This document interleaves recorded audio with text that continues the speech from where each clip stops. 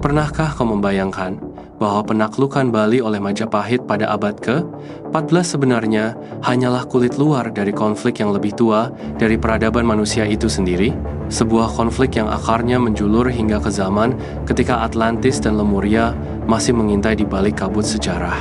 Di antara catatan kronik yang kusam, nama Gajah Mada selalu ditulis sebagai Mahapati Besar. Gajah Mada naik karir saat masa Jaya Negara 1309 hingga 1328, awalnya sebagai bayangkara, pengawal raja, lalu menjadi tokoh penting ketika menumpas pemberontakan.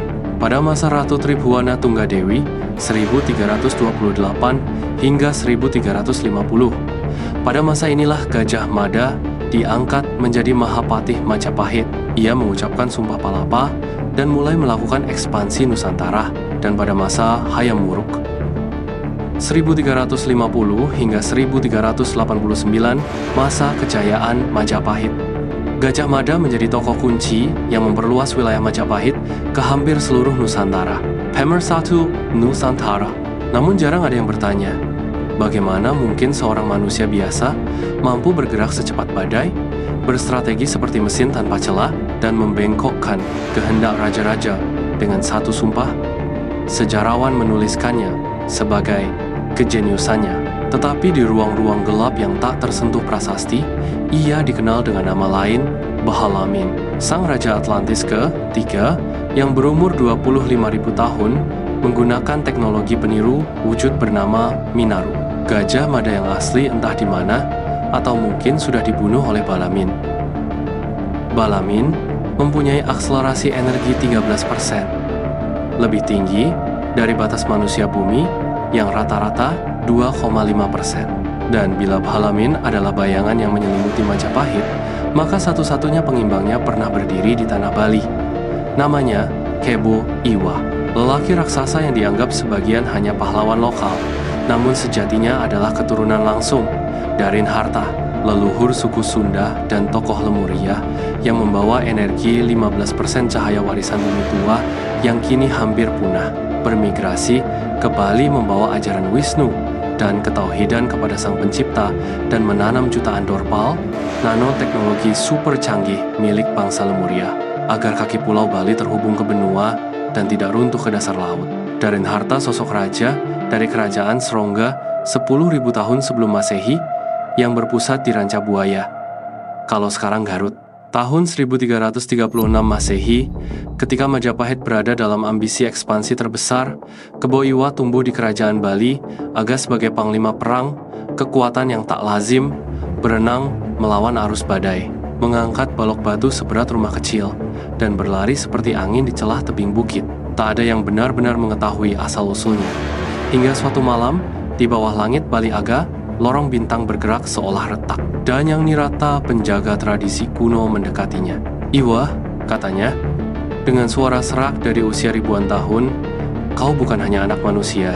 Kau warisan dari Darinharta, tokoh Lemuria terakhir yang membawa serpihan energi bumi purba. Kau adalah benteng terakhir dari garis yang ingin dimusnahkan." Kebo Iwa mengerutkan kening. Ia tidak mengerti apa itu Lemuria. Ia tidak tahu mengapa tubuhnya memuat energi lebih besar dari badai. Ia hanya tahu bahwa Bali adalah rumah, dan ia akan menjaganya. Namun Nirata menatap jauh ke arah timur, seakan merasakan gelombang gelap bergerak dari kedalaman Jawa Timur. "Atlantis telah bergerak lagi," bisiknya. Ia bersembunyi dalam wujud manusia bernama Gajah Mada. Nama itu belum berarti apa-apa bagi Iwa. Namun dunia sebentar lagi akan menggetarkan maknanya. Di Trowulan pusat Majapahit tidak banyak yang tahu bahwa ada ruangan bawah tanah yang tidak tertulis pada kakawin Nagara Kretagama. Ruangan yang hanya bisa dimasuki oleh Gajah Mada, Sang Mahapatih. Dalam ruangan itu, dinding-dinding berpendar dalam cahaya kebiruan cahaya yang tidak berasal dari api.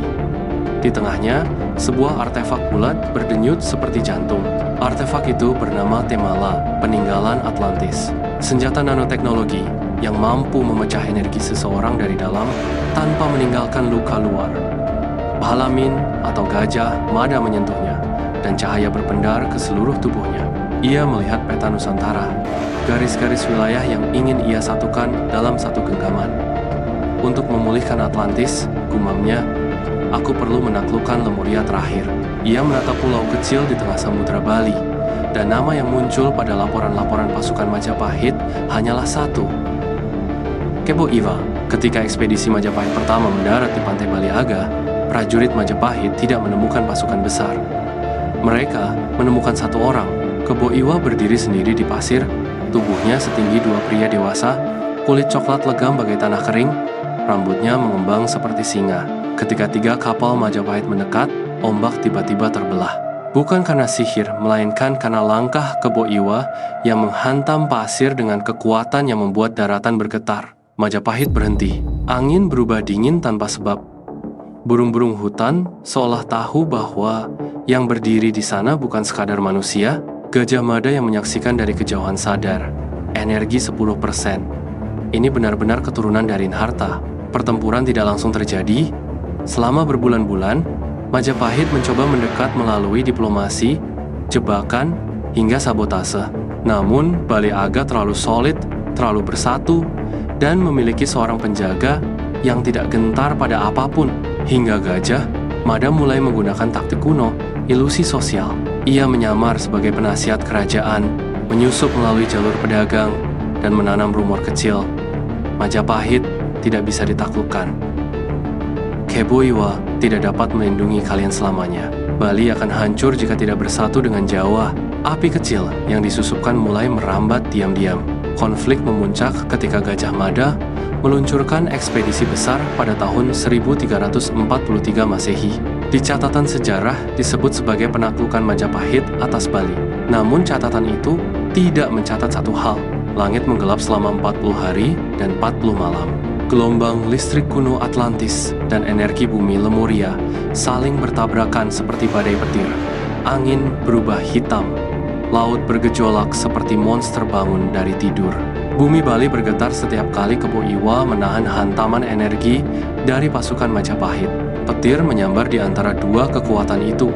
10% melawan 13%. Para pendeta Baliaga menyebutnya perang bayangan. Tak terlihat oleh manusia biasa, namun terasa di setiap getar tanah. Gajah Mada akhirnya mengakui sesuatu yang enggan ia akui.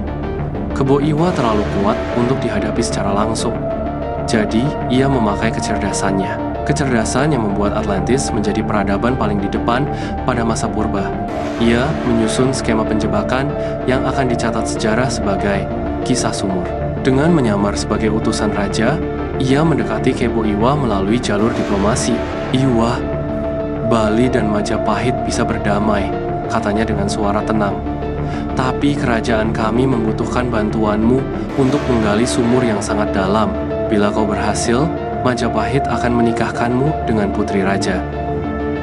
Bagi Iwa, janji itu bukan godaan. Ia tidak tertarik pada jabatan atau kemewahan. Namun ia tahu bahwa damai jika mungkin lebih baik dari perang. Ia menerima. Selama berhari-hari ia menggali tanah dalam-dalam. Namun yang ia tidak ketahui, Gajah Mada menempatkan Temala, nanoteknologi Atlantis, diam-diam di bawah lapisan batu. Temala tidak menyakiti fisik Iwa, namun ia mengiritasi energi Iwa dari dalam, menggoyahkan keseimbangan 10% yang ia miliki. Dan ketika lubang itu cukup dalam, Balamin menutupinya. Di catatan sejarah, dikatakan Kebo Iwa terkubur hidup-hidup.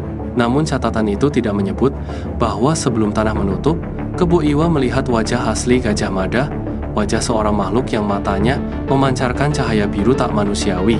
Kebo Iwa mengaum, dan energi bumi mengguncang Bali. Namun Temala bekerja seperti racun halus, menahan kekuatan yang seharusnya bisa memecah gunung. Bumi runtuh, Jelap menolong Kebo Iwa. Ketika tubuh Kebo Iwa tidak lagi ditemukan, pasukan Baliaga kehilangan pusat gravitasi mereka. Majapahit menduduki wilayah Bali satu persatu, hingga sepenuhnya berada di bawah kekuasaan Hayam Wuruk. Rakyat tidak mengetahui bahwa pahlawan mereka bukan mati karena kelemahan, melainkan karena kelicikan siasat. Yang tidak pernah tertulis dalam naskah manapun, Gajah Mada berdiri di tepi tebing penegil Dharma, memandang laut yang memerah oleh cahaya matahari senja. Namun, ketika ia hendak berbalik, ombak bergemuruh, angin berubah panas, dan bumi berdenyut. Seakan ada sesuatu jauh di bawah tanah yang belum benar-benar padam. Tahun-tahun berlalu, Majapahit memasuki masa keemasannya. Namun Gajah Mada tidak tenang. Setiap malam, ia merasakan getaran samar gelombang energi yang sangat mirip dengan energi 10% milik Kebo Iwah. Ia tahu bahwa jika garis darin harta benar-benar musnah, energi itu seharusnya hilang. Namun, getaran itu tetap ada. Sejarah menulis bahwa Majapahit menaklukkan Bali pada tahun 1343. Namun sejarah tidak pernah menulis apa yang terjadi setelah itu. Di bawah tanah Bali tempat Kebo Iwah konon terkubur. Benarkah bumi Bali menerima jasadnya? Ataukah kekuatannya masih menunggu di kedalaman tanah?